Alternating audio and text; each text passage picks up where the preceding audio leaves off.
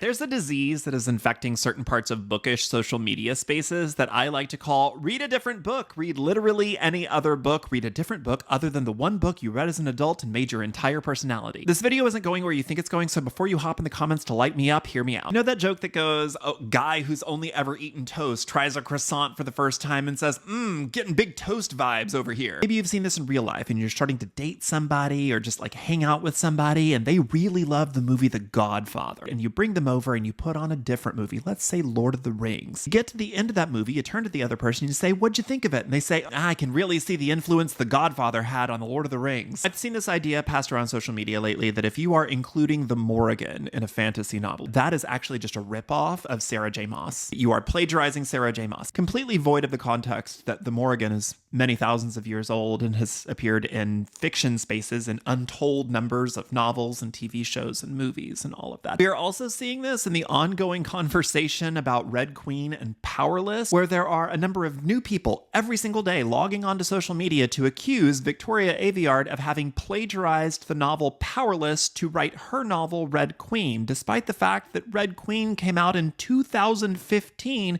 and Powerless came out like less than 2 years ago. And the author of Powerless, I believe, used to give quite a bit of credit to Red Queen for being an inspiration for her novel Powerless. I don't think she says that as much anymore these days, but definitely when the book first came out, she was giving credit away. People seem to have forgotten that. This cultural myopia leading to problematic accusations is showing up in other places too. There was a romance author last year who was accused of writing like a groomer book because the main character of her romance novel was named Magnus, and people decided that that meant that she was actually secretly writing a novel about the 12-year-old real-life prince of Norway or Sweden or something like that, because that 12-year-old prince's middle name was Magnus. That whole thing spiraled into like weeks of problems that resulted in legal action. There's this thing called anchoring bias, and it's where you take the first piece of information that you come across and you rely on that far too heavily whenever you're interpreting new information. So if you haven't read a novel in a really long time and the first thing that you come across is Sarah J. Maas, you might incorrectly assume that anyone else who references characters like Tam Lin or the Morrigan is somehow copying her, completely devoid of the fact that these characters are many thousands of years old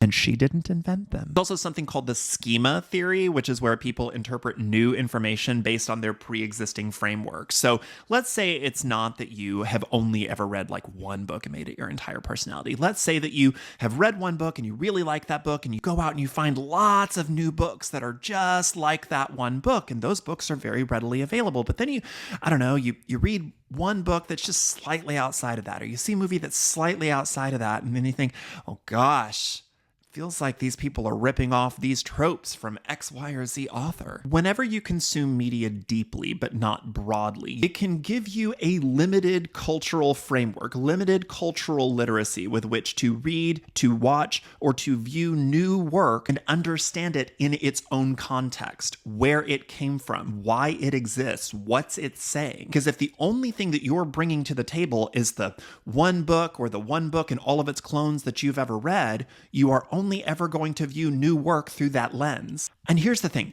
that's not necessarily a problem. There's like a bigger parenthetical conversation that's happening underneath this conversation. When I say the one book you've read as an adult and made your entire personality, that might not necessarily be hyperbole. I think in the United States, something like 32 million adults are functionally illiterate. 56% of the US adult population can't read above a 6th grade level. Pew Research Center tells us that just under a third of all Americans haven't read a book at all, any kind of book at all in the last year. There is a not insignificant portion of the population that has not read a book since high school and or college. That is a parenthetical conversation that is in conversation with this topic, but I want to set that aside for now because the bigger point here is that if you are bringing a limited context, limited cultural literacy into a conversation, and it's leading you to say things like, this person plagiarized this person is probably a groomer based on my very strange limited interpretation interpretation of their work. Those are the kinds of accusations that stick to people, that stick to authors' careers. Because the thing is,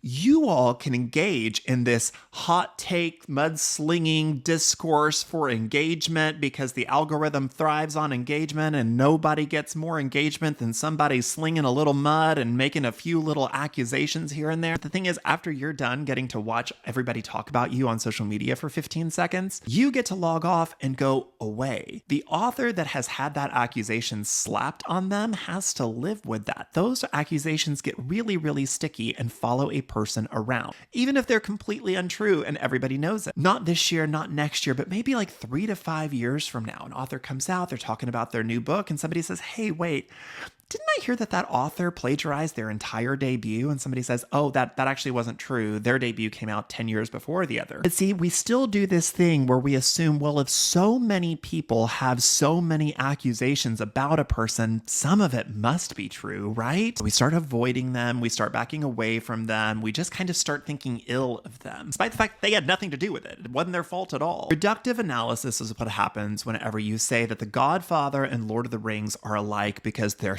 stories about guys. Technically true, but they are not alike in any other way. They aren't referencing each other. They don't exist in the same genre. These are not in conversation with one another, except in the fact that they're two great films. It ignores nuance, it ignores depth, it ignores context. That lack of nuance, that lack of context, and that lack of depth is coming because we are not experiencing a broader section of media. I'm not vilifying that. Read what you like, watch what you like, listen to what you like. And if you don't really feel like going outside of that, that's also perfectly fine. Just don't make that someone else's problem. Don't use your own self-imposed limited context to then turn around, decide that you can level accusations of plagiarism or grooming or some other awful thing at someone else who is going to have to then live with that, who's going to have to respond to that, who's going to have to carry that around for